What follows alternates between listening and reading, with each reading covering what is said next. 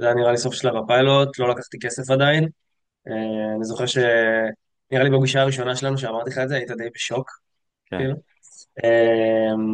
וכן, אז כאילו מין, זה היה אחרי כמה ניסיונות עם לקוחות, ולקראת עליית מדרגה, אבל עוד לא, כזה הייתי די באוויר, נקרא לזה ככה.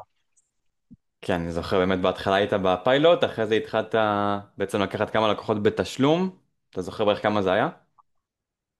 כן, אז נראה לי לקוח ראשון זה היה 950 שקל, לתהליך של חודש וחצי כזה, מהמם. משהו כזה. כן, זה ואז היה כזה הראשון. ואז אחד הדברים שעבדנו עליהם זה באמת הנושא של ההצעה.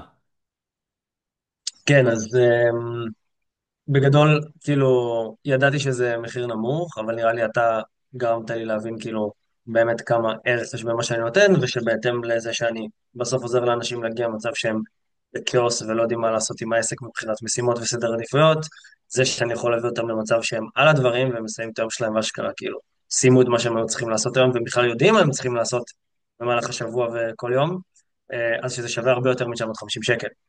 אמ, ו... וכן, ואז כאילו, כזה סידרנו קצת בגדול, איך שאני מציע את מה שאני נותן, ואחר כך גם היה אפשר בהתאם לזה לבקש יותר. ומה הייתה ההצעה האחרונה שנתת?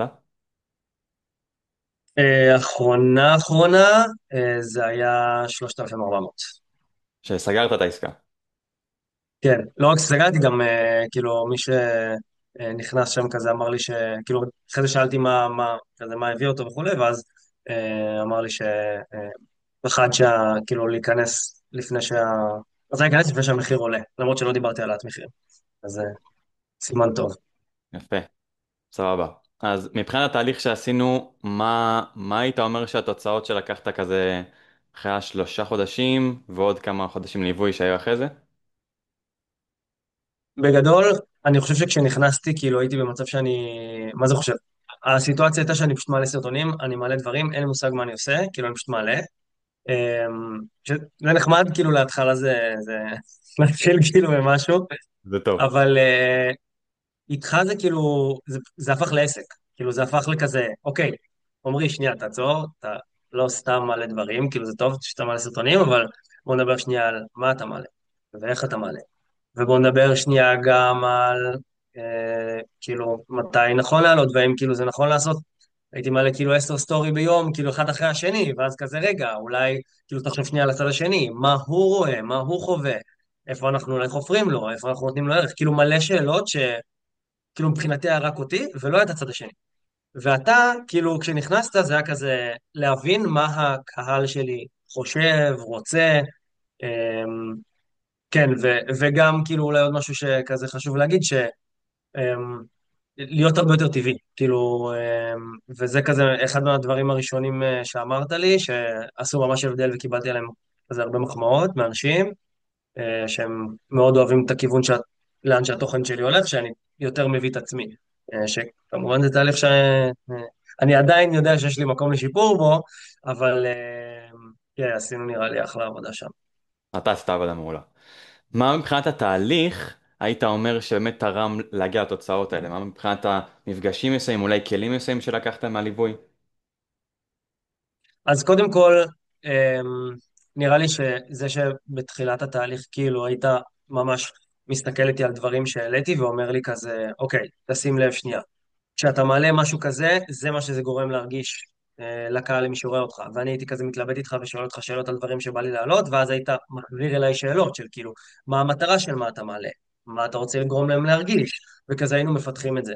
ואז במקום להעלות סתם תוכן, הייתי מעלה תוכן שכאילו, יש לו מטרה מסוימת. אז אם המטרה זה לעזור לאנשים לנהל את היום שלהם בצורה יותר נכונה או יותר יעילה, אז הצלחתי לעשות את זה בצורה שהיא יותר מובנת, כאילו אחרי שדיברנו על הדברים וככה הכוונת אותי איך לכתוב, מה לכתוב וכזה.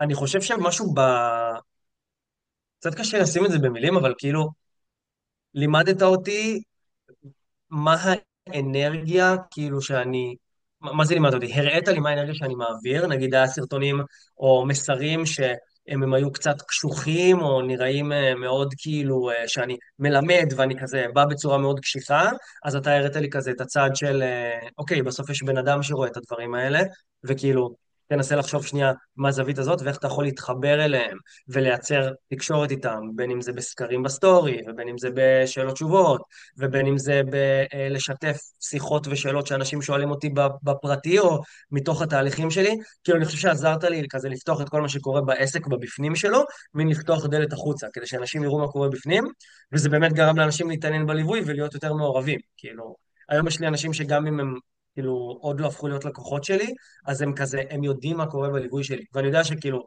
זה די עניין של זמן ועוד קצת חימום, עד שגם הם יהפכו ללקוחות, אבל לפני זה כאילו לא היה את זה בכלל, לא, כאילו היה רק מי שהיה בתוך הפיילוט יודע מה יש, ומי שלא כאילו נטו שומע טיפים כזה, אבל אין לו מושג מה באמת קורה בפנים. יס. ותגיד, אם היית צריך לבחור איזושהי נקודה אחת בליווי, איזשהו מפגש אחד ספציפי שאתה זוכר, שזכור לך כמשהו ששינה את הכיוון שלך בעסק, מה היית אומר? וואו, שאלה.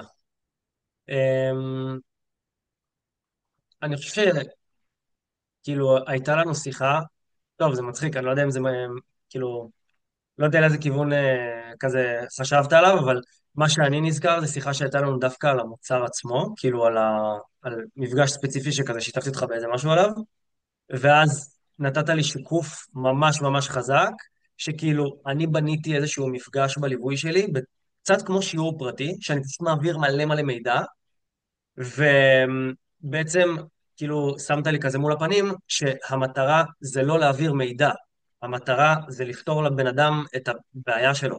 וכאילו, אני פשוט שפכתי ארגז של מידע בסשן הזה, במקום כאילו להיות קשוב לצד השני ולתת לו את מה שהוא צריך.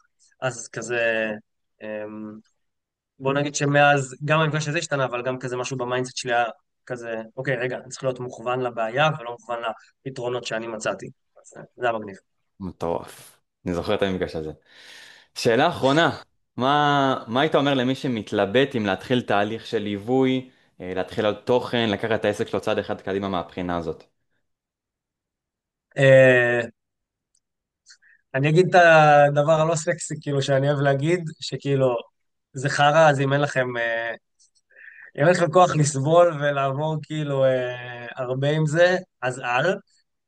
אבל אם כן יש לכם, ואם כן כאילו יש לכם את הדרייב, והגעתם לנקודה שאתם רוצים לקפוץ למים, אז אני חושב שכאילו אפשר לנסות שנייה משהו לבד, כאילו, אבל לא הייתי ממליץ להמשיך אחרי לא יודע מה, חודש הראשון, כאילו, פשוט אפשר לעשות את זה, אבל זה ייקח הרבה יותר זמן. כאילו, כזה, כן, גם מחבר'ה שאני מכיר, גם מעצמי, אני יודע להגיד שיש פשוט כל כך הרבה נקודות תסכול, ושוב, כעיקרון כל המידע נמצא באינטרנט.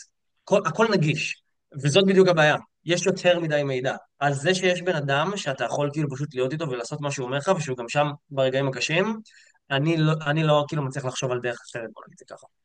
אבל זה דעה אישית כמובן. מדהים, אח שלי היקר. יס, אחי, יאללה, אוהב אותך. אוהב אותך גם, כפרה עליך.